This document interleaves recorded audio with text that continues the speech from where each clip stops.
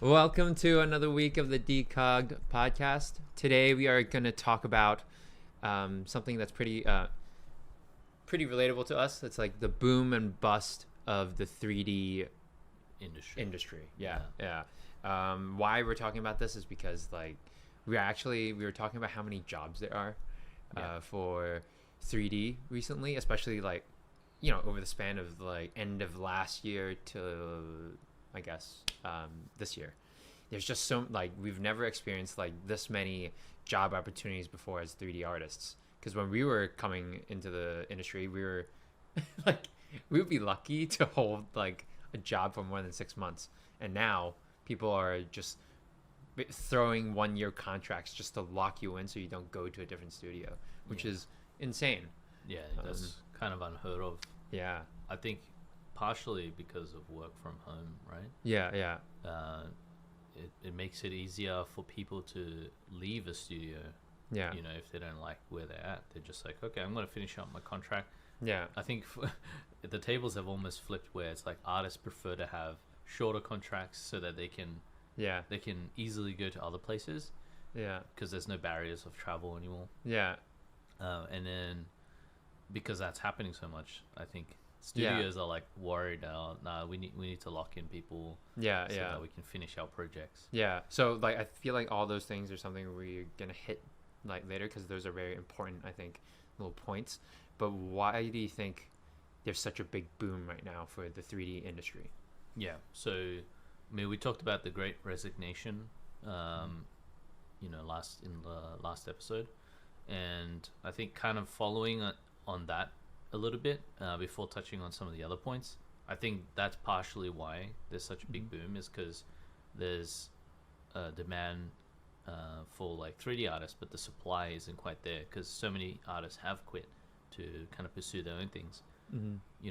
A la us. Yeah. Right. So we're prime examples, but at the same time, I think just the demand for 3D in general, just even outside of the immediate film and games industry, we're talking metaverse, we're talking NFT stuff, we're talking just so much content there being on streaming platforms now. The appetite of people have grown for content, and naturally the demand for the 3D content has grown. Yeah, I mean, just talking about only film and TV, where I spent the most time at, I didn't even know, there's just so many people are creating so much content. Netflix, they're constantly creating, they're looking to make animated content. Amazon, and the other day we watched the Batman, the new one. I didn't even know there was a Paramount Plus. I'm guessing that's a streaming, another streaming thing. Another streaming service. I'm not gonna lie. I don't know what, why I would get that, but it was for something pretty interesting. I forgot exactly what it was, but yeah, there's just so many. These companies are just pumping out content. Yeah. I think it was for Halo. Oh, Halo, yeah. The TV series. Yeah. And there's a lot of Halo fanboys out there. So yeah. Maybe they're trying to cash in on the Halo fanboys by sucking them into the streaming service. Yeah. But it's so competitive, and then this is kind of would lead into the topic about the bust, right? Yeah. This can't be sustainable. This amount of demand has to eventually bust. Yeah. Because I mean, how much can someone consume? How much content can someone consume? Yeah. Think about it. The average day, you're going to work and then you come back, you watch an episode or two, maybe. And this is for people who regularly watch. Yeah. I don't me personally. I'm sure. I think maybe you as well. I can't commit to any TV show or movie. I think my attention span has shrunk. With the growing demand. Yeah. Now it's less so. It's less so I'm gonna try to watch everything that's out there because there's no way, right? It's just too much. Yeah. Now it's more I need to pick my battles. Exactly. When I sit down and watch a TV show, I've done my research. I've talked to people. I've got multiple opinions on the show. Yeah. It's almost it's actually, I go through a more rigorous process with that than going on dating apps, like, you know, yeah, like, yeah, exactly. yeah, Yeah, you've trolled all the forums. yeah. You've kind of got your pros and cons list. Yeah, I go through Rotten Tomatoes, make sure, like, you know, the people that are commenting are legit, and then IMDb, and then refer it back to, like, my friends, Yeah. what they think. Yeah, it's a very, very intense process. But anyway, I guess that would lead to the bust. But, like, I guess for now, it's like people are, yeah, you need artists to create this kind of content, and that's why they're like, you know, even Pixar, you know, people think that, you know, back when, you know, when we were growing up, it was like impossible to get into Pixar. You had to be like the ultimate animator, or you had to provide more than just being a good animator, right? But now, like, you know, even they're going to sort of, they opened up their doors a bit, and same with Disney, because they're setting up a studio in Vancouver. They opened their doors a bit, and I actually see, like, a lot of my friends, you know, a lot of people that I know, or people that I know who know, that are going into Pixar, like, very easily. Like, I wouldn't say very easily, because that's like sort of devaluing it, but it's definitely easier than before, because they need the people. I think there's definitely that. Maybe they're going through the same thing, right? Like, there's probably people at Pixar who worked there for like decades, and they're just like, you know what, like, I want to take a break now. You know, I'm gonna go and do something else. I want to be a carpenter, or, you know, whatever it is that they decide to do. So they're probably losing a lot of good people that have been with them for a long time. Yeah. So naturally, you're gonna have to look for more people to fill the gaps. Yeah. So I don't know if it's so much this great resignation. It more so than it's like a great reshuffling of talent at the moment. So it feels like there's a lot of demand, but I don't think it's gonna be, you know, like a long thing. Like, I think it's gonna be quite short lived. This like hype for like getting people on board. Do you think that? Okay, so do you think that? Because in my I guess in my personal opinion, when I was in Vancouver, it felt like everybody wants to quit, but they never do. Yeah. So I'm wondering, like, how much, like, just really how much are people really quitting and, you know, trying to do something else? Yeah, I think maybe a lot of it is, it's, you know, the times, right? So everyone's going through what they're going through, you know, with post-COVID and all this sort of stuff. So I think there's that feeling like I need to quit. Like, I'm seeing people quitting, and like, you know, I want to do something else with my life. It's probably a phase that I think will pass. So maybe at some point, people who were gonna quit, who were like seriously considering it but never took that leap, they'll probably just end up feeling like okay about not quitting again and stay in. Or maybe they'll hold on for a few more years. You know, you never know. Because right now, technically, if this is the boom, they might feel like, oh, I don't want to not be in the boom. Yeah, exactly. But then they'll go back to a lull eventually. Eventually, when the demand kind of is like doesn't outstrip the supply of artists, that's when I think it's gonna get tougher to get jobs, and then you'll really see like that, I guess, FOMO, probably the other direction, where it's like, oh, I can't get a job now. Like, it's so hard to get a job. Everybody's getting jobs. Except for me, like, it's getting harder. There's less and less positions available. And then you're going to have that FOMO to, like, try to get back in somewhere and get that stable job. But I don't think we're quite there yet. I think we're at the point where it's, like, the supply is very high. You know, like, I mean, the demand is very high, so, and there's not enough artists. I definitely think that a lot of people will be shuffling to other stuff other than film. I guess games would be, like, I think it's going to overtake film in some ways. Because there's just, if it hasn't already. If it hasn't already, I should, like, maybe it already has. I guess I'd like, I'm not in the games section that much. I mean, I used to play a lot of games, but other than a consumer, I don't know the 3D, like, don't know that the 3D market as well there, I think it could be bigger now. I hear it's like as big as the fashion industry, if not bigger. So it is definitely like, it's, I don't know, like, what you consider gaming though, because like that's you know, it depends how broadly you define gaming. Like, is mobile gaming, you know, like, you know, so I think if you include all the, like, anything you could possibly count as gaming, then yes, it's definitely like way bigger than, I think, like everything. But I mean, it's a definition thing. That's true. Because it's like, you know, you can, is like TV series, like cartoons, is that part of like TV and film? You know, I don't know. You know, like kids Yeah. TV. Is that part of like TV and film? And then like merchandising. Do you include Yeah. that as part of TV and film? Yeah, that's true. But That's true. I guess it gets really yeah, it's hard to like quantify at some yeah. point. You're like, like Yeah. In my mind, I think when I think of games, I think of the AAA, the AAA yeah, the games. AAA, the Battlefields, Yeah, Call yeah. of Duties, and Yeah, yeah. yeah, But either way, like it's good that it's nice to see that there's so much demand for like artists yeah. that they're locking people up. I mean, the other week, I even told you I had a job interview just as a little bit of a courtesy thing. I wasn't really gonna take any job anyway because we're doing our own thing. Yeah. But it's like sometimes you just kind of test the free agency, like you know the free market, see what your value is, and and it's good to keep in touch with like certain people. And when I was talking to them, it was really funny. I won't say the studio, but for this whole time in my career, I was looking for these long contracts. Yeah. So I don't need to move around anymore.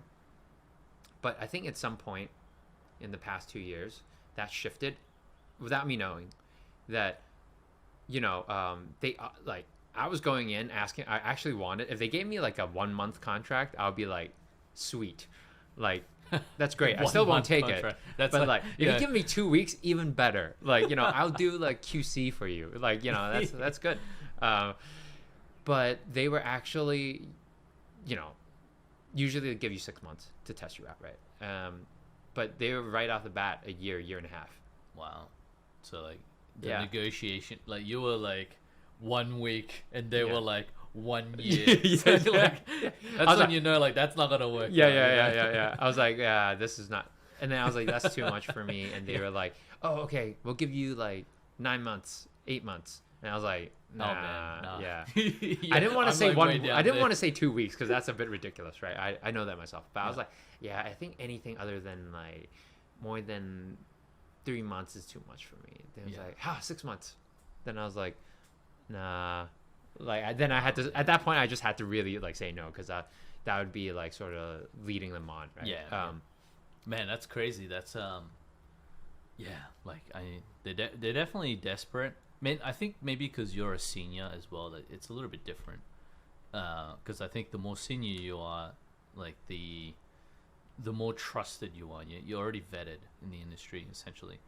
So, you maybe. don't get to senior without being vetted some way or not. Like Yeah. so, the fact that you're already senior, they probably like we need somebody to fill this position, but Yeah. for a long period of time to make sure that the show gets across the line.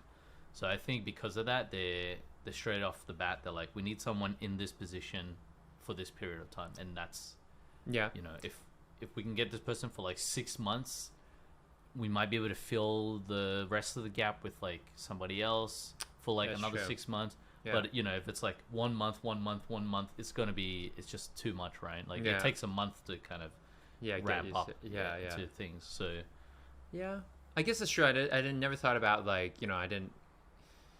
I guess incorporate the fact that experience sort of affects that, like how probably the length that they're the willing length to of give the you. contract. Yeah, because if Um, you're a junior, like I'm not taking a 1 year risk on you. Like that's just too much of a risk. Like if you're a bad junior, Yeah, I don't want to have to terminate the contract because it's not good for both parties, right? Like Yeah. it's bad for us, it's bad for Yeah. the artist. So I'd probably be like, okay, max 3 months for this junior, because they're not Yeah. tested. We'll see how they are. It might even be like, okay, we'll take you on for like 4 weeks, and if things go well, then we'll extend the contract Yeah. for like 3 months or whatever. yeah, So I think a big part of why you're getting these long contracts is because yeah, maybe. But then it's like when I was like in the interview with like the Soup was there too, and he was saying like, man, we like even when he heard the 1 to 1.5 year contract deal offer, he was like, man, it's is it me 1 or is year's it a long time? Yeah, we were both laughing because we're like saying, is it me or like we've been fighting for this like sort of deal like for a long time in our career, Yeah. but it feels like it's a even like we're hinting that it's a He trap. says it's Yeah, a trap. yeah, and it's like because it's just I mean, especially things have right now, changed right? Right Yeah. now, it's definitely a trap right now. Because, if you wanted, like, if you're experienced like you are, Yeah. you can just go and get a job, like, whenever, wherever, right? And I think Yeah. that makes it a trap because you have the freedom. Yeah. It's on your terms. Yeah. Yeah. So it's like, And you can always negotiate. Like, I think being locked into a price for a year is actually very, like, especially in my position and in this day and age, that would be sort of like you're doing yourself a disservice, because you like, there's so many let's be honest, like opportunities there, like, there's, it is about the art, but when you're negotiating with companies, there's that side where it's like financial, right? And if we work hard to get to the position where we can negotiate our price, and you'll be doing yourself a disservice, sort of, I think now, like if you lock yourself in a 1-year contract, like maybe making like 100K, when you can, like, 6 months you can go to a different job, you might still get 100K, but you have the opportunity to renegotiate and get like something higher, right? So it's like a variable of things, right? Like if they really wanted to keep you, like say you have a 3-month contract, and they really wanted to keep you for a year, when that 3 months up, you could be like, hey, listen, like if you want me for the next 3 months, it's gonna cost you. Yeah. Sorry, guys. Yeah, but it's definitely like a fine line, right? It's like, we talk about how you want to give yourself the best price possible, but at the same time, like, I find myself doing this too, where I'm like, sometimes I'm thinking, am I pushing too, like, when you push the edge too much, you're like a bit of you don't want to burn that bridge. You're being a bit of a dick, so you true. need to have that self-awareness to sort of, like, juggle that. Exactly. But at least you have the option if you have a short contract. So. But yeah, I guess bringing this back to the boom and bust, like right now we're kind of kosher in our industry because there's so much demand.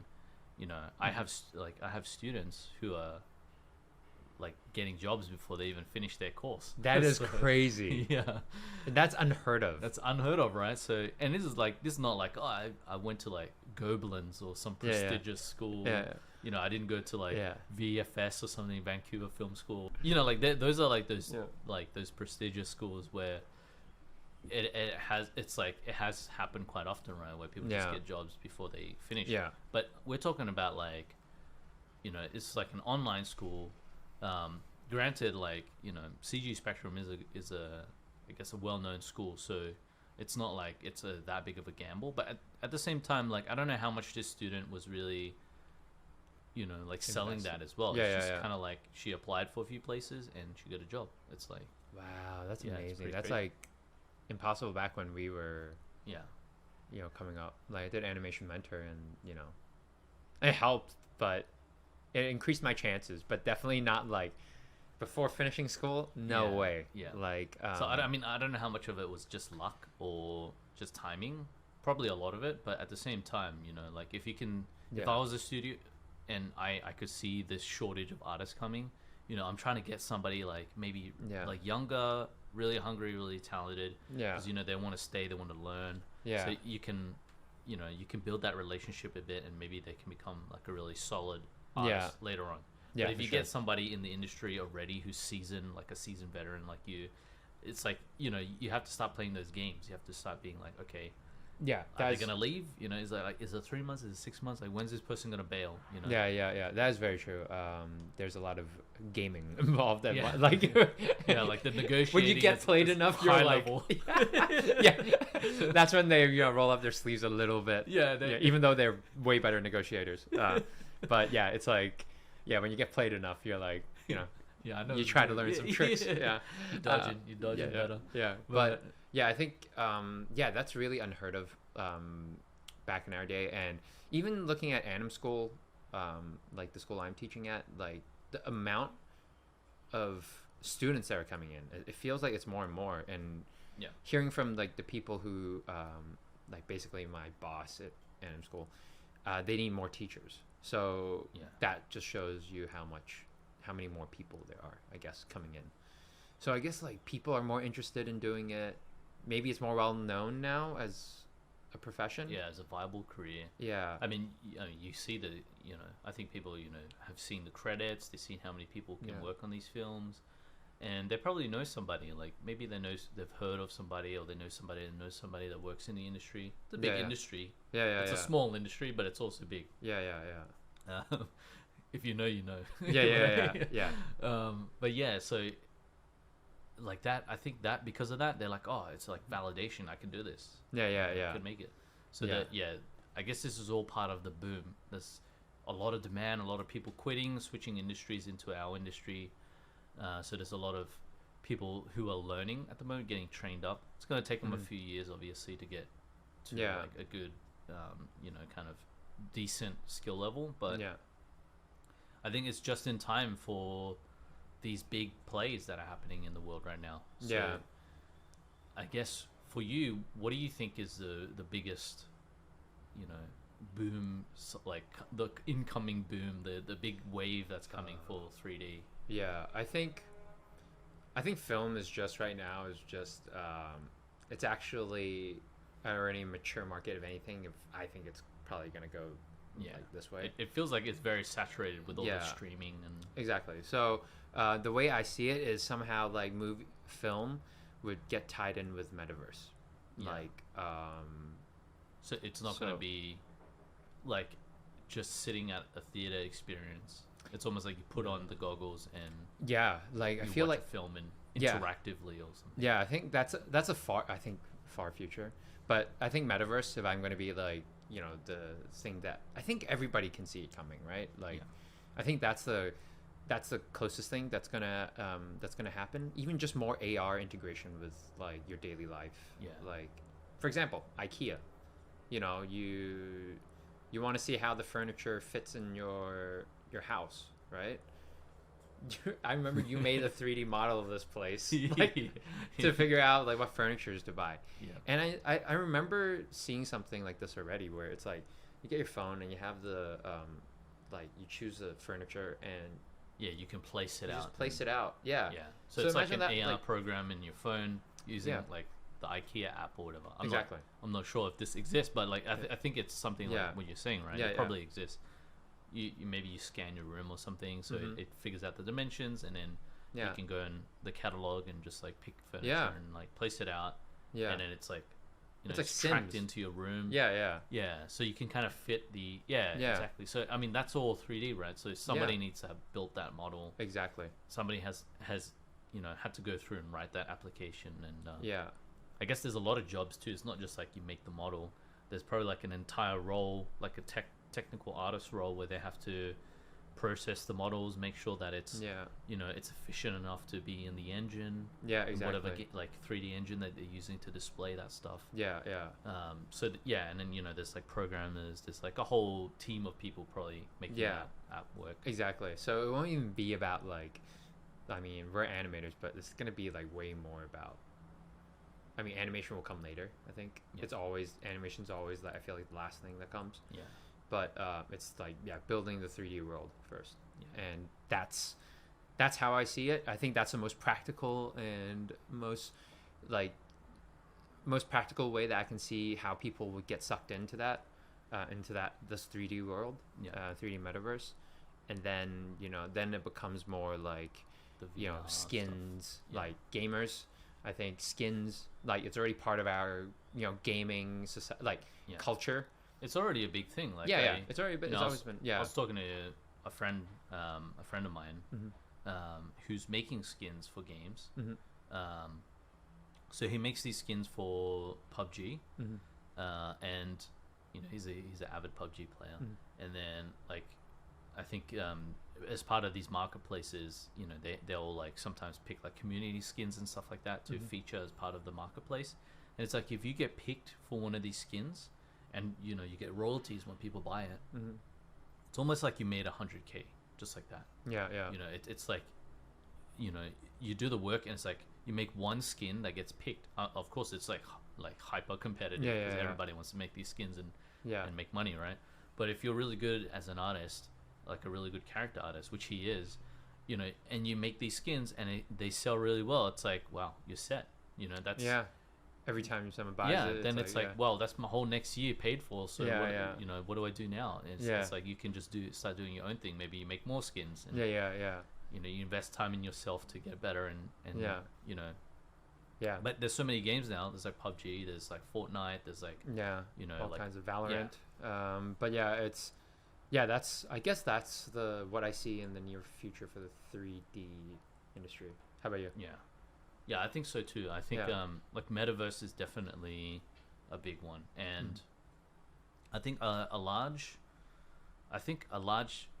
part of the metaverse discussion right now is like, what does the metaverse look like in the future? You know, Yeah. because everybody's trying to build the metaverse. You know, like Zucks is trying to build a metaverse. You have Decentraland, which is like a decentralized metaverse. Mm-hmm. You have like Sandbox, which is like, you know, it's centralized, but it's slightly less centralized than like Meta would be. Yeah. Then you have like all these other things, like open, like I forgot what's called, like open worlds or something like that. Okay. Yeah. Which is more like Minecrafty based. Yeah. Yeah. So you, it's called NFT worlds, I think. So you have a lot of these different metaverse platforms coming online, and some of them don't really adopt the ethos of like your traditional 3D modeling and stuff like that. A lot of it is like Minecraft style, where you build your own assets using their builder program. Yeah. So It's like Lego.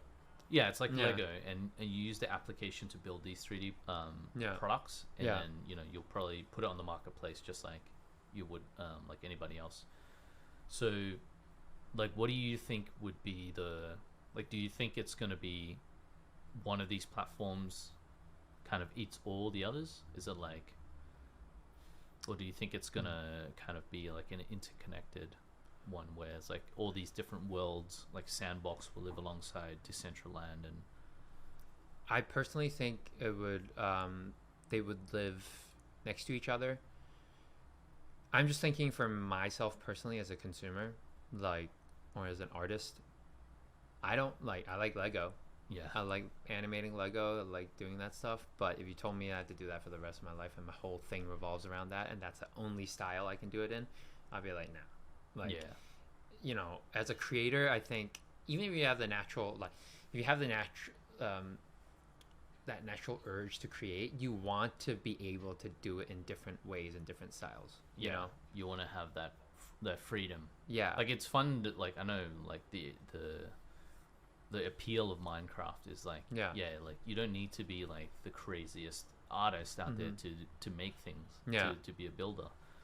But I agree, like, I think it's going to be interconnected, because when I think about how would metaverse affect us in real life, I know everyone's always talking about how metaverse is going to take over our lives and we're going to be nothing but metaverse. It's going to be like Ready Player One, where outside life is just like crap. But I don't think that's the case. I think it's going to be, you know, you have these two different worlds and you can live between them both. But like, to tie them two together, it feels like there would need to be a platform more representative of real life too. And that's, I think so, because think about it, like, you're living life and you're living in a Minecraft life, like, for most of your time. I feel like I wouldn't spend most of my time doing that. That's just like, you want something that mimics more real life, and then you get to enter these worlds where it's like, it's different. So you can expand on real life almost. Because I keep thinking, what are the applications of metaverse? I mean, one great one is like fashion, for example, right? So rather than going in store and trying on clothes, maybe you have a digital version of your avatar, and you go try digital versions of the clothes, which are the same as the physical version. So, you know, if you try it on, it's like, okay, this roughly fits. I know I'm like size S in this. Or I'm like 37 size shoes for this. Or, so you kind of have that relationship, and you can try it on. You can try different clothes on. You know, it can be really quick and this fun experience as well. Rather than like sitting in traffic going to the store just to try on a few things. You can do it for like a bunch of different brands and everything at once, and then you can just shop online, just like buy. And then the stuff comes. That'd be great. Like, like testing fits is like, I think the most, like, for me at least, that would be a very important thing that could add a lot of utility to my life. Exactly. And then that's one great application of metaverse, and there's like millions, right? But like, that requires a high level of fidelity in the realism. The For sure. Like, I mean, if that could ever happen anytime soon, that'd be great. No more going to the store. Trying everything on. But like, I think Yeah, I think that like I think we both see it, and a lot of people see the next 3D thing. Yeah, it's not movies, it's not games, or like it's gonna be an evolution of games mixed with like metaverse. Yeah. And I think that's very like to us, I guess it's very obvious, maybe because we've been in the NFT space for just being around it for like Yeah. 2-3 months now. Yeah, it's almost like, yeah, it feels inevitable because it's like, Yeah. why won't you do that? Like, I think about that fashion example Yeah. again. And if I'm a fashion label, Yeah. I'm thinking, why wouldn't I do that? Yeah. If I did that first, and people started coming on these platforms, then it's like it's game over. I'm ahead of the curve. Yeah. But at the same time, I can see like it is kind of like you're like waiting to put your toes in the water. You're seeing who's jumping in first, and you kind of don't want to be the first one because like what if you jump in and nobody jumps in for like another 10 minutes? Then you're just that one idiot swimming in the pool. Yeah. Everybody else is like, Yeah. you went too early, man. Yeah, that is definitely true when sometimes you're a bit ahead of your time. Yeah. But yeah. But it does feel like it's coalescing now. Yeah. Like, Yeah. maybe we're just like one cycle early. I think so. In terms of like, as in people who got in now with the metaverse. So people who like are heavily invested in metaverse now, I feel like maybe they're just like one cycle too early. Yeah. Maybe they'll be in a great position for the next kind of hype. Yeah. The next wave of the metaverse or whatever. But I feel like we kind of passed that first wave now with a lot of these things, with like crypto, with NFTs, with metaverse. Yeah. It's like that first wave has just kind of passed, and now we're in that moment. Yeah, we're in that moment where it's like it's charging up for that next big. Yeah, that is true. It definitely feels slower recently, but I guess like in terms of the bust side, right? I guess we can talk more about like going back to film and stuff for a quick sec. Like we briefly mentioned why like we think there's a bust coming. It's just like it's just too much content for anybody to like everybody to consume. Yeah, it's just way too much. On Netflix, I don't even like. Sometimes I'm just like, man. Yeah, I spend more time. Like, it's funny. I spend more time scrolling the catalog of things to watch than I do watching. That is very true. Before I slept last night, I was like, I like to have something like, I'm living by myself. Sometimes I like to have some noise, like a movie for an hour on my phone, so I can just like, I just need some white noise, really. Yeah. But then I spend like freaking half an hour just like scrolling for the appropriate sleeping movie. And there's like that fine line of like, I want to watch something new, but it's like I gravitate towards things that are familiar. So it's like I've seen that before, but then it's like, okay, now I'm not gonna watch it because I've seen that before. And then like when you see something new, it's kind of like, oh, that's like, I'm not sure if I want to watch that. Like I don't know anything about it. So it's kind of this weird psychological mind. That's so funny. I thought it was just me, but I'm glad you said that because it makes me feel less crazy. No, I think that's definitely like I think it's a known thing. Like I think Netflix knows about this problem. It's interesting because I didn't know that, but I guess like if anybody else has this, please let us know. Yeah, put it in the comments. Yeah, because I'm actually genuinely maybe interested. We're just both crazy, but because I'm genuinely interested. I spend so long just going through the catalog, and never committing. I always rewatch the same thing. Always. Exactly. I think it's that feeling of familiarity. It's like, oh yeah, I know that this is a good film. Yeah, because it's that fear of committing. Maybe it's that fear of committing time to something that you might just not enjoy. Yeah. So it's like you sit down, you're like, oh man, it's like this international film looks really interesting. Yeah. But you know nobody watches that. Yeah. Nobody's heard of it, but it looks like it could be good, and you're like, oh, do I make that commitment? And right next to it, it's like, Happy Feet or something. Jerry like, Maguire. You're like, oh wow, like that. Jerry Maguire every time. Or it's like Seinfeld's right there or something. You're gonna click on Seinfeld or whatever. Yeah, that's very true. Yeah. And I think that fear of commitment, it's almost like because we have like our attention is so short now. Yeah. It's so hard to just sit down and commit to watching one thing. Yeah. And maybe that's kind of birthed this like fear of like committing to watching something. So that makes me think like that even adds to the whole bus thing, right? If you're giving us more choices, more things to watch. But if assuming depending on like, it would be interesting to see what people say in the comment section. But if that's the case, and we're watching the same things technically because we're having a fear of committing, and if other people are doing that, what's the point of having all this new content? Yeah, yeah. It's Other like, than to just keep people subscribing, yeah, the monthly subscription. yeah. I definitely think there's a case of that. Yeah. And I think a lot of it comes down to like quality as well, because you know, like everybody remembers this, but in the early days of Netflix, it was amazing. Like, there was nothing but good content. Even the Netflix original content was so like good. so good. Like, Yeah, you couldn't go wrong, right? It's Yeah, like, oh, Netflix original, I'm gonna click on Yeah, that yeah. because you knew it was gonna be a killer. Yeah. And over time, it just got so diluted with crap. Yeah. It's just like, man, what is this? Like, Yeah, yeah. I can't believe Netflix paid money to make this. Yeah, It's yeah, yeah. crazy. I could take that money and make Yeah. something like 100 times better. Yeah. No disrespect to anyone that made something on Netflix, Yeah. but there's a lot of like, there's things that you can tell weren't the same quality that it was in the old days. Yeah. So, to bring it back to that point, I think maybe the quality has diluted so much. It's like the quantity has grown so much, but the quality has like almost like not changed at all. Right? Yeah, yeah. Because, oh man, Netflix originals were great in the beginning. It was Yeah. so good. It was always a hit. Like, Yeah. everything was, really good. But then, I guess they're winning by the sheer numbers. They almost Yeah. like just throw money at it, like all the other studios did. Yeah, it's kind of like, let's just yeah. throw shit on the wall and see what Yeah, see what what sticks. Yeah, and to be honest, I feel like maybe that's a better, like for them, monetary wise. I feel like that's like, it's sort of just by winning by numbers, right? Yeah. By the odds. So, yeah, I guess so eventually, I see that as like that's where it's gonna.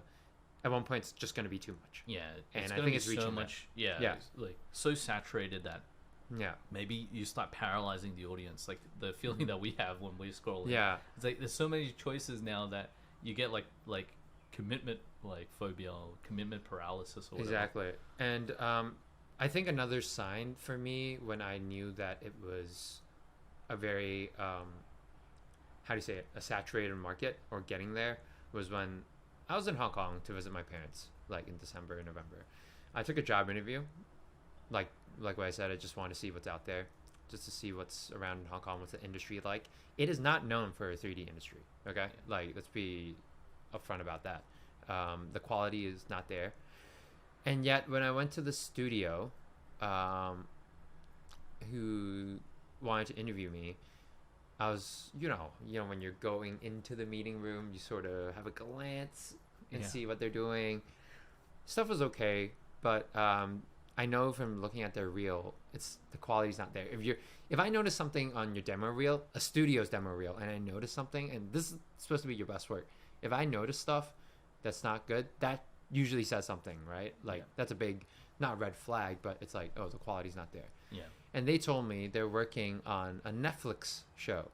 yeah, And I was like, oh, maybe it's like Netflix Hong Kong or something. You Yeah. know, maybe it's like a little bit less like stringent on like the quality. yeah.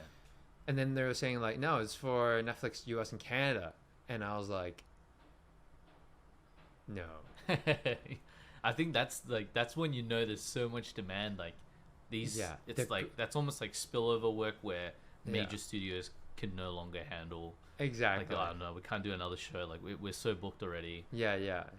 And I think that's part of the supply thing, right? Like, Yeah. whereas like there's not enough supply of artists Yeah. and talent to make these shows, so it has to kind of go out to these people Yeah, yeah. who maybe don't have that like same high bar of quality, Mhm. but at the same time, maybe the shows that they're working on, it's just like a TV show, so maybe it is It just is. like TV quality, right? Yeah. But yeah, I guess bringing it back to the whole But boom that- thing, it feels like it's part of the boom, but you can see the bus Yeah. coming. To me, that's a very like, that's a sign, like, because it never ever reaches, like, usually, I mean, it first goes to India, and then but Hong Kong, like, then it probably goes to China. Hong Kong is like probably, It's like it's not the cheapest, It's like it's almost not the final yeah destination. it's not the cheapest, they're not the best. Yeah. So it's like you're really going into a market that's like really not, you're not going for either, you're not going for quality or cheap, you just Yeah. need people, right? Yeah. And to me, that's a sign of like, oh, it's gonna turn, like, yeah. I think maybe like bringing it to games now, like I Yeah. feel like the same with games, right? Where it's like Mhm. there's so many games out there. It's like I almost have more of a commitment phobia with games than I do with watching a TV show, because that's like 1 hour of my life. You know? Yeah. Like watching a movie, that's like 1.5 to 2 hours of my life. Watching a TV show is probably like 5, 6, 7, 8 hours or whatever. Yeah. But like playing a game, that's like, man, you're committing to like 20 hours of your life at least, right? You know, if it's a serious game, it's like, I better know that this game is damn good. If I commit 20 hours of my life to this. I mean, if I'm sure there's gamers out there who just like burn through games, right? They're just they're so in the game, in tune with the games that they can just like easily commit the time and finish the game and move on. But I think for us, because we're super busy all the time. It's like that commitment is like, so I can see the same with games, but maybe even worse. Yeah, well, I mean, we talked about it. I guess these past few weeks, I've been wanting to start a game. I even I renewed my subscription for Final Fantasy 14, and you know how much? Like, that's like, I think it was like $12 for a month. You know how many times I played it? All up, I played 15 minutes. You know, it's like, and we talked about this. It's like, I like the idea of gaming. Of me going back and playing games. And you I think you shared the same thoughts, but to actually sit down and commit to a game, it's so hard. It's like, you know, it's like, oh, in the middle of it, you're like, oh, I could be creating something. I think maybe because we have that need to like create. So for us, we have that problem, but maybe a lot of you guys who are creatives out there have that same problem too, where it's like, you do something that you commit a lot of time to, and then you have that sense of guilt. Where it's like, man, I should have spent this time like learning, like watching a couple of tutorials or something. Like, trying to like improve my artistic ability. But you know, I think at the same time it's healthy to consume some so you can keep balance. That balance, and also like see what people are creating, because I think it inspires you to do your own things as well. I think that I mean, we're just really unhealthy, really. I think we're just like so on the creative side that it's like, well, I think it's because like, so for like just a quickly side story, I think it's just because like from these years we've been like having work, and then we do our own thing on the side, and to do our own thing on the side we have to maximize every single like personal time that we have. Sort of like everything we do has to be like efficient, or like it has to be achieving another goal at the same time, or else we won't do that task. Because we had to, you definitely had to pick our battles with our time, right? Because we had full-time jobs, but now that we don't have full-time jobs, it just carried on. It just carried on. Now we're just like fully committed to everything. But maybe like I'm sure there's other people out there who have the same feelings too, like where they do their full-time job, they go home and you know they do want to do something, and it feels like you have that like commitment phobia with anything that takes a long time. So if I play a game, that's like a lot of time gone, so you don't want to invest all that time into one thing. So like with the games, like I think games, because it has so many different platforms now where you can game, that it gets hard now to like for a game developer to like choose the right path, right? You know, it can be on phones, it can be on consoles, PC. Man, like the list goes on, right? There's like the little like gaming devices that are out there. So I feel like it's gonna get to a point where it's not profitable anymore for a lot of these companies, because they're putting stuff out there, but it's like no one's picking it up, or like not enough people are picking up. Because there's too much supply. So there might be a big consolidation, just like there would be in like film and TV and stuff. Like maybe with streaming services, there might be a big consolidation. Maybe like this Paramount Plus thing that decides to come out was a bad move for Paramount. You know, I hope that a few of these platforms go down, honestly, because it's just for my own sake as a consumer, it's just too much. Like I'm not subscribing to like 5 different streaming platforms. That's $60 a month. Exactly. Just like when I play a game and I go download a game, I'm not like buying like 50 games and trying every single one, right? I'm just like, sitting down and I'm very meticulous with the game that I choose to play. Yeah. And like once I commit to it, it's like, okay, just make sure I finish it and then I move on. Yeah. So I think there'll be a big consolidation on both these industries. Yeah. And then like a lot of the supply might start to shift. Like, I mean, a lot of the demand might start to shift to these new developing areas. Yeah. You know, like metaverse and yeah. AR and stuff like that. Yeah. Maybe like the experiences there are much fresher, much newer, that people would want to start to like kind of move away from a lot of this traditional stuff into that kind of new world and spend more time in those areas. Yeah. I think, that's my biggest reason for bust. I think for both of us, it's like just the supply is just like so much to the point where there's not going to be enough demand for it. The thirst for it. But I think. Oh, what was I gonna say? Lost track. I was thinking. But yeah, with lost track. Yeah. I was gonna say with the metaverse, like I feel like there's gonna be a boom and bust for that as well. Yeah, I mean, actually, before we go to the metaverse, right? I even think okay,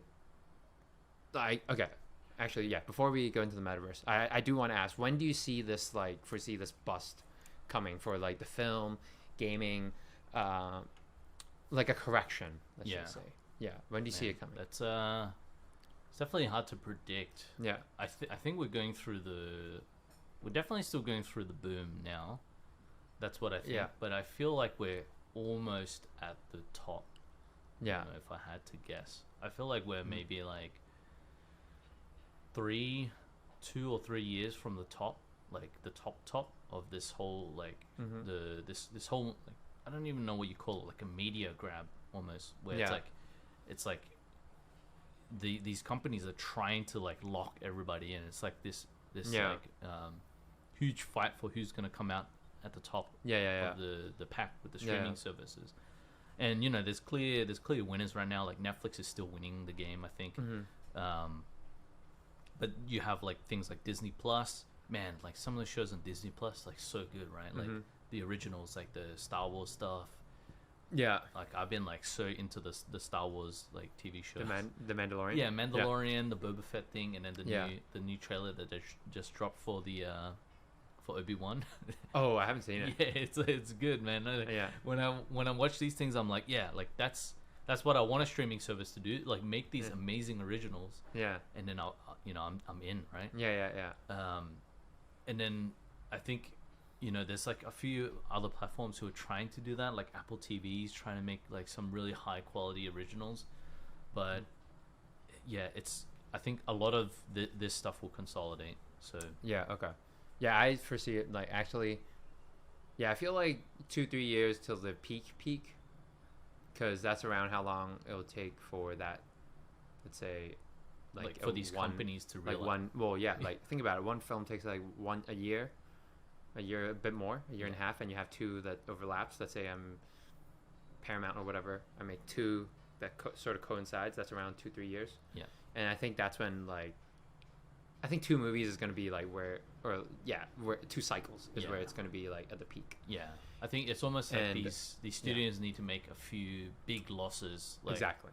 You know, so that gives them time, like 2-3 years, to make a few big bets that failed. Yeah. It's like, oh man, maybe Obi-Wan wasn't a good idea. Like it cost us way too much, and like for the amount of subscribers we got for that. Exactly. You know, not saying that it will, because I think Obi-Wan looks amazing. I think if anything, that was a pro move. But some of the other stuff, it's some of the other platforms like that have made like these big bets. I think after a few big bets have come back like bad, then it's like, oh man, I think we should really consider shutting down shop now. And I think that's that. I predict like that's where it's going to start turning down, and then that's where the next cycle of metaverse, NFTs, and that's when it's going to come, because they're like, where are we going to go? Essentially they're a media company. At that point it's like, oh okay, where do we make our next dollar? I think that's when the next grab will happen, but it's not going to be like, it's not going to be a streaming service. The next grab is going to be like these metaverse plays. You know, so these companies might either try to build their own metaverse platform, or they'll seriously invest in one of them and Yeah. like try to make that work somehow for them.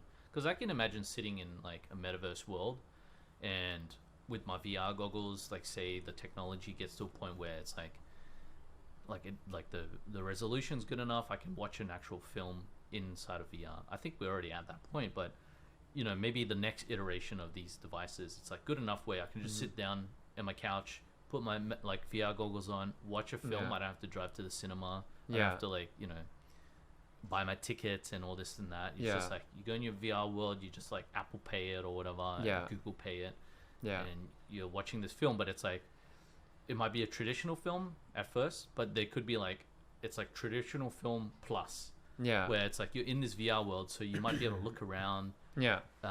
Maybe there's like additional things that are happening in the world as an event happens in the film. So Yeah. maybe like whoever built this like cinema experience can tie in like it's almost like a 4D experience at that point, Yeah. where it's like, oh wow, like I'm getting like additional Yeah. stimulus from Yeah. outside of the screen that ties Yeah, yeah. into the movie somehow. Yeah, yeah. Actually, when you were saying that, for some reason, it reminded me of like, you know, those silent discos. Oh People yeah. put headphones. I mean, this would be very expensive, but like, imagine if you had like freaking like doing that with freaking VR machines at one Yeah. point, you know, Yeah. where it would becomes be, so yeah. standard, and it's like, you know, that would be kind of cool. That would be kind of cool. Like it's Yeah. almost like, you know, because I think everybody has that introvert inside of them. Yeah, where it's yeah. like maybe you don't want to go out to a club or Yeah, yeah, something because you like you have that like that introvert in you. Yeah. But maybe it's like, okay, what if you can walk around this club, quote unquote, but with your digital avatar? Yeah. So like you're almost like anonymous, Yeah. but it's like kind of this cool place where you can still interact with people and you Yeah. can talk to people, you can hang out. You can do different like games and events, like mini games and stuff like that in this Yeah. little like area. And you know, like there's like some like famous DJ or something, you Yeah. know, like they don't have to travel, they can just like come into this like Yeah. you know event and like DJ for that event. And Yeah. there's all these cool tie-ins that you can do, like maybe in Yeah. the corner there's like a fashion brand like trying to sell you some shoes while you're in there. Yeah. Yeah. Yeah. You know, and then you're wearing your NFT avatar thing, Yeah, and yeah. you've got all your different NFT wearables. It's like, Yeah. oh, I've got like, you know, my Jordans or something from that Yeah. store, but then I'm wearing like these dragon wings from like Yeah. Yeah. Yeah. this other NFT project. Maybe you're wearing your Alien Friends suit from your Alien Friends NFT collection. Yeah. It's like you can express yourself in all these creative ways in this like VR world, in this metaverse, and it's like everything's tied together because like of the power of NFTs and blockchain and, you know, digital ownership and stuff like that. Yeah. You know, there's going to be such a interesting that'll be such an interesting experience and new and unique that it's like, It's you not. know, Yeah. it's never been done before, right? Yeah. So, and I think that's going to attract a lot of people. It's going to suck their time away, just like we Yeah. got sucked in the like social media in the early days. Yeah, I yeah, think yeah. I've fought hard to like move away from social media. Yeah. You know, but now we're back in with Twitter and whatnot. But But it's funny though, like but that's why I also think there's going to be like a bust. Like even if you think about social media, such a big part of how I guess our late teens, young Yeah. adult life, right? But even then, I'm like distant from it. Other than Twitter, but that's because of what we have to do right now. yeah, But I've totally gone off like Facebook essentially, other than when we chat. yeah, I don't really look through Facebook. Yeah, Instagram, I same. don't even really open, other than like I had to watch some like basketball highlights. yeah. I So- feel like the same with a lot of the platforms where it's like now it's almost like people just don't have a better alternative. And like if you're using these social media platforms, it's because you don't have a better alternative, and you really don't have anything else to do. Yeah, yeah. So I feel like people who have social media addiction are probably just like, it's just like out of force of habit. But when there's something better out there, like say Yeah. there's this much more immersive experience, much more social, Yeah. much more expressive, Yeah. because of all these different factors, and you know it is an experience. It's not just like you're sitting there at your Yeah, phone. yeah. Then it's gonna be like, wow, like why am I gonna spend time, Yeah. you know, scrolling Instagram when I can just go in this metaverse world and see Yeah, all these yeah. cool people and like check out the NFTs and like Exactly. how they're wearing their things and Yeah. do some shopping on the side, Yeah. but listen to this cool DJ. Like, Yeah.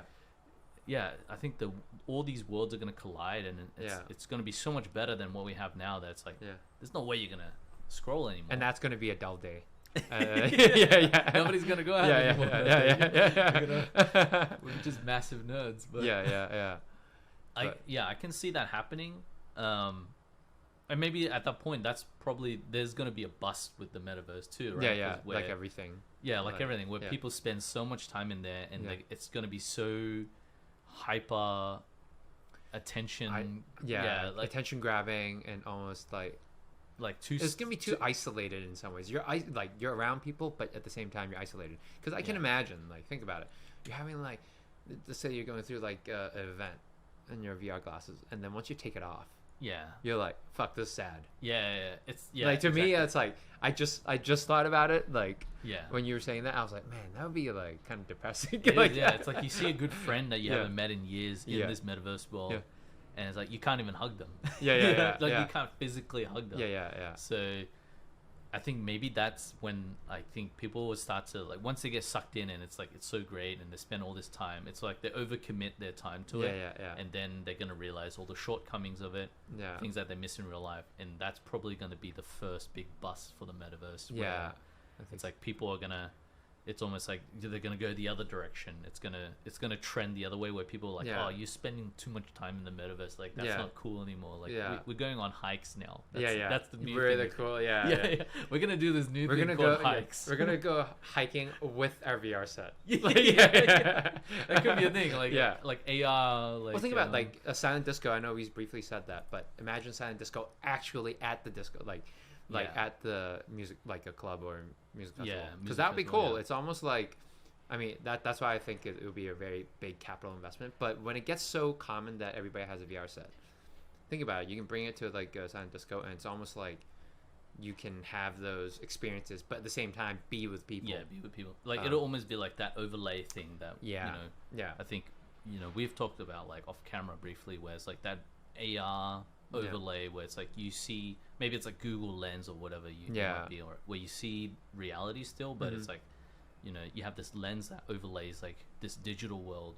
Yeah. So you might see somebody in real life, but they actually, it's like it's tracking the NFTs on the real person, so you can see them actually wear the NFT wearables Exactly. Yeah. in this club, and there might be a real DJ there, but then it's like maybe there's a digital store in the corner, so it's like, okay, maybe if you go on the dance floor you get like an NFT as a gift or something. Yeah. So like it encourages people to go dance, like interact. Maybe you go to the bar, you buy like 4 drinks, you get this NFT thing that you get to wear at the event to say like, hey, look, I'm like pretty drunk or whatever. So like these are things that I think, like these are experiences. Well, obviously the technology is not there yet, but I think these are the kind of experiences that when the technology is, we're gonna start to see. It's like, how do we connect the worlds? How do we build like isolated worlds? But it's like, I mean, that would be really cool to get that, like maybe not the whole VR goggle, but at one point just glasses that, or even contact lens. That's way down way down the line. But to like sort of have your world blend in with the metaverse, and I think that would be the metaverse in the future is way more tied in with your day-to-day operation, like your normal world. So in summary, I do want to say, like, from what it seems, I don't think there's going to be a shortage of 3D work for any of us in the near future, unless AI decides to get really super smart and then we'll take over our jobs. But in terms of like just 3D work, I feel like I can't, like, we are at a very good position, I think, right now. I think like even the bust, like we're saying, in 2-3 years with film and games, it's the bust for that industry, but it doesn't mean it's the bust for us as artists. Like, I think that boom will carry into like somewhere else, like NFT and metaverse and those kind of things. Because I feel like somewhere they definitely need like our skills. It's crazy to think that we are, like, I've been seeing it like this, where 3D artists are sort of the architects now. That's so true. I didn't think about it like that, but we are sort of the architects of the new world, right? Whilst before it was like legit architects that are building all these like buildings and all this stuff, and now it's sort of us, and we literally can build anything, and there's almost unlimited amounts of virtual land for us to build, Yeah. right? And we are the guys that people come to, that if they want to build something, they come and talk to us, and then we build it for them. Yeah. And it's just like it's becoming, our profession is becoming, I would say, in this day and age, becoming a necessity, maybe, like trending towards that. So it's very exciting, because a few years ago I would still say, like, oh man, like, artists, like, I feel like we've seen the glass ceiling for 3D animators or artists, because it like, seems like where do you go from here, right? You're climbing the ladder in the industry, like trying to get to the next title, and like, you just like crossing off projects, and it kind of got like to this, it's like very same, like there's not a lot of opportunity. At some point you're just doing the same thing. But I guess, but I mean, like, and even with all, like, there's more content and stuff, like, at the back of my mind is still like, it's just but it's just more of the same stuff. But then, like, getting into looking more into metaverse and, like, into other stuff, it's sort of like, oh, there's this like tiny crack that's open now, where it's like this can open to it, like a whole different like an thing. Ocean, on the other side. But still utilize the same skills that we have, and that's really exciting. And I mean, maybe we can save the AI topic for another podcast. Definitely. I think that'll be a very interesting one. Yeah.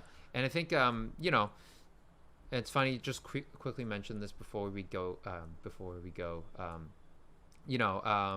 Even in NFTs, like, you can start seeing that it's the same cycle. But I feel like with everything, where it's like starts off with 2D, then it starts off with like a little bit better 2D and a little bit of animation. Then now it's starting to get into 3D. In the NFT space, and then there's definitely a lack of like high quality 3D. There's some projects out there which are like pretty decent. But you can tell there's like, when you look at the entire landscape, you're like, wow, we're still very new. There's like barely any decent 3D projects out there. But there will be. There will be, and you feel it. You feel it coming. But right now we're still like just entering to the 3D stage, I think.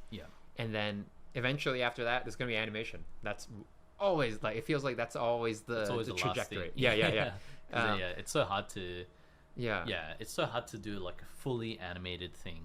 And I think it's just taking its time, because there's just lack of people.